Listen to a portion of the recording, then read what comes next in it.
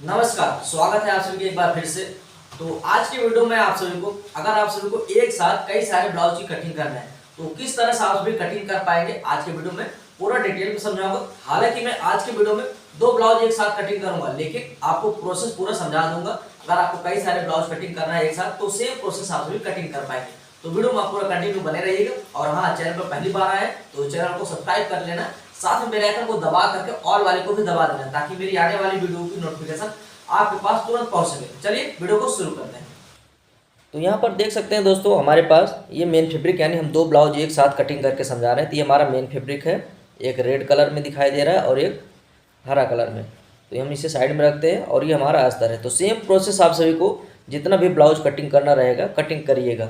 और आपको साइड में मेजरमेंट भी दिखाई दे रहा है। लंबाई है इसमें 14 इंच, चेस्ट माप 34 इंच, कमर 29 इंच, शोल्डर का माप 11 इंच है, बाहीं की लंबाई 9.5 इंच, मोहरी गुलाई ऊपर का 12 इंच और नीचे का 10 इंच, सामने गला 6 इंच और बैक साइड का 9 इंच।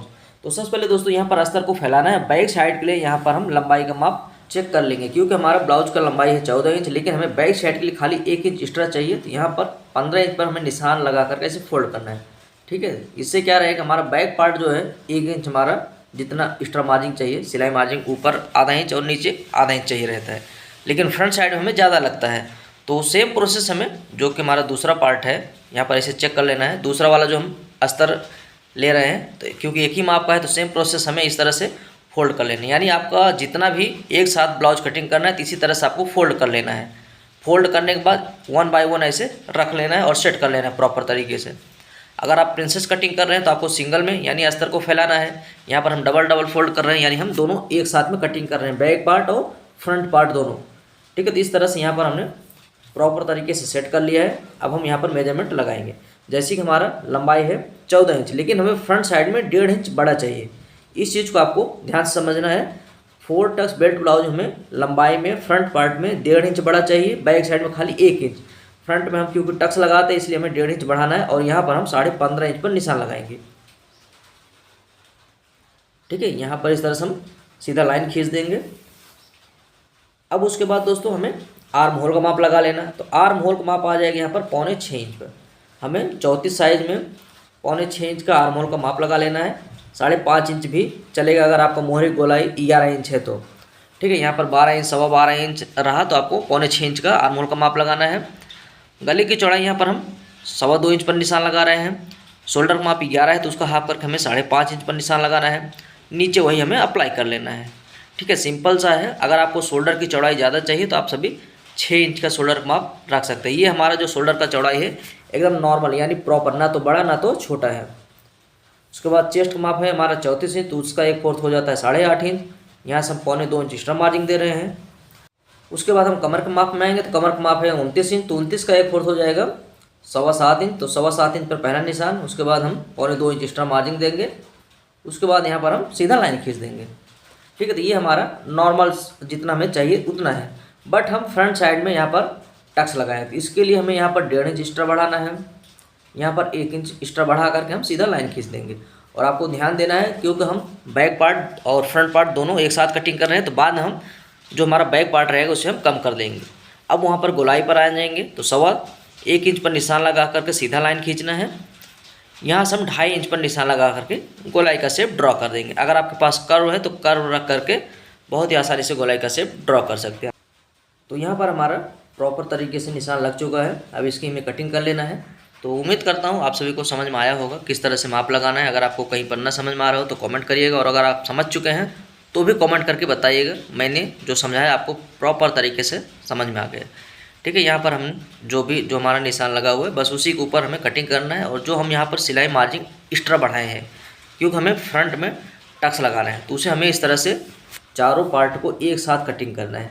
बाद में हम बैक पार्ट को वहाँ पर जो हम एक्स्ट्रा यहाँ पर जो हमारा निशान लगा हुआ है बाद में हमें कटिंग कर लेना है। उसके बाद हम यहाँ पर जैसे कि स्लीव्स हमारा लंबा है तो उसकी लंबाई हमें 1 इंच बढ़ा करके इस तरह से माप करके यहाँ पर हमें कट करके निकाल लेना है। क्योंकि हम जैसे कि अस्तर बड़ा लिए हैं, हमारा बेल्ट यहाँ नीचे से ही कट जाएगा, बाद में हमें अलग से बढ़ा करके कटिंग नहीं करना पड़ेगा।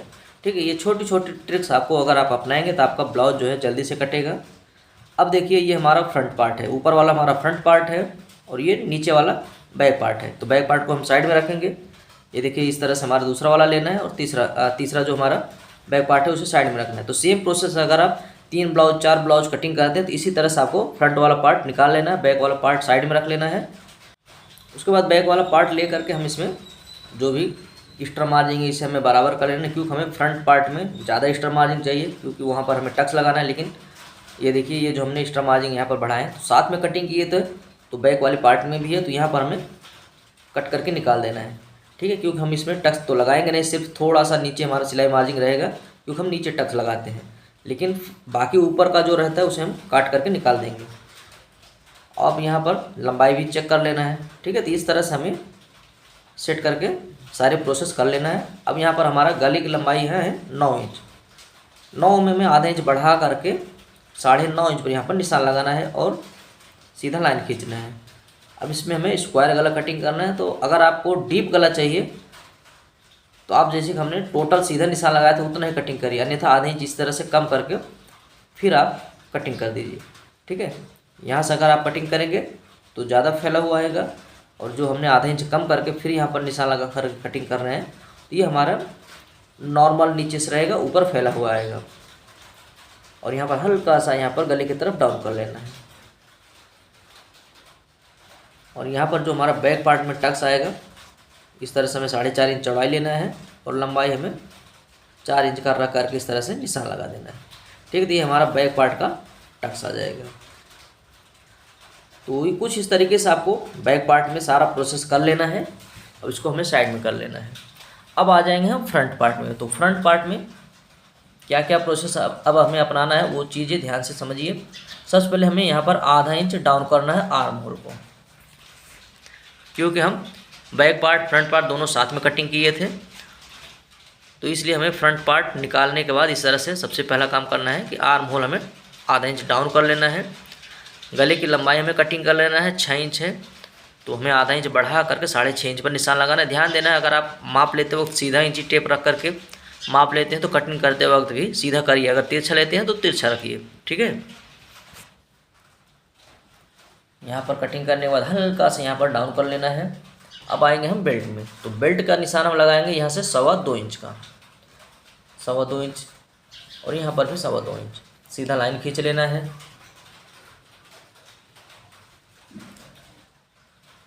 अब उसके बाद यहाँ से हमें 4 इंच पर एक निशान लगाना है। ये देखिए यहाँ पर 4 इंच, नीचे हमें 1 इंच डाउन करना है, और यहाँ ऊपर जो हम 1.25 इंच पर निशान लगा करके बेल्ट का शेप ड्रॉ करेंगे। अगर आप 4 टक्स ब्लाउज बेल्ट वाले में कटिंग करते हैं तो इसी प्रोसेस से कटिंग करिए, जिससे क्या रहेगा आप जब मिडल में टक्स लगाएंगे तो बहुत ही अच्छे से बैठेगा और पफ क्रिएशन भी बहुत परफेक्ट होगा। अगर छोटी साइज कटिंग कर रहे हैं जैसे कि 30 इंच 29 इंच 28 इंच, तब आप 1 इंच नीचे डाउन मत करिएगा, कोई प्रॉब्लम नहीं होगा, क्योंकि उसमें ज़्यादा पफ क्रिएशन की ज़रूरत नहीं रहती है। यहाँ से हमें 2 इंच पर एक्स्ट्रा निशान लगा करके ऐसे सीधा लाइन खींचना है। यहाँ पर हमने 1.5 इंच बढ़ाया तो उसी का हाफ करके यहाँ पर दोनों तरफ से निशान लगा करके कट लगा देना है, ठीक है। तो ये हमारा मिडल का टक्स आएगा। मिडल का ही टक्स सबसे मेन रहता है। ये हो जाएगा हमारा मिडल का टक्स।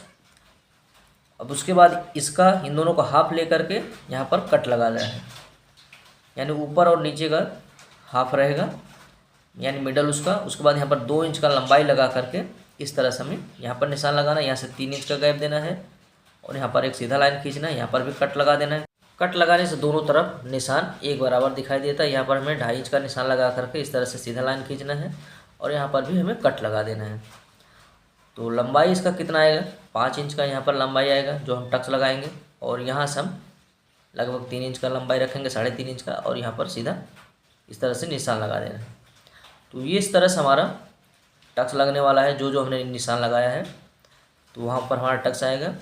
अब बेल्ट कटिंग करके आपको समझा देते हैं। सबसे पहले यहाँ पर जो एक्स्ट्रा मार्जिन है इस तरह से हमें कट करके निकाल लेना है और नीचे बराबर कर देना है।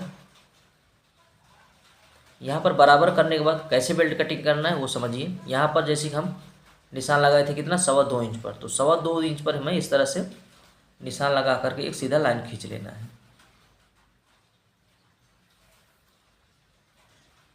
सीधा लाइन खींचने के बाद यहाँ पर 1.25 इंच बढ़ाया था तो 1.25 इंच यहाँ पर निशान लगाना है और ऐसे बेल्ट का शेप ड्रॉ कर लेना है। तो ये हमारा फिक्स माप हो गया लेकिन हमें इसमें सिलाई मार्जिन ऐड करना है, क्योंकि हम जब सिलाई करेंगे तो आधा इंच ऊपर आधा इंच नीचे हमें सिलाई मार्जिन चाहिए। तो उसी हिसाब से हम यहाँ पर एक्स्ट्रा मार्जिन बढ़ा करके फिर कटिंग कर लेंगे। लगभग आप 1 इंच भी बढ़ा सकते हैं, 1.25 इंच भी एक्स्ट्रा बढ़ा करके फिर कटिंग करना है। ये हो जाएगा हमारा बेल्ट। ठीक है, इस तरह से आप सभी बेल्ट कटिंग कर सकते हैं।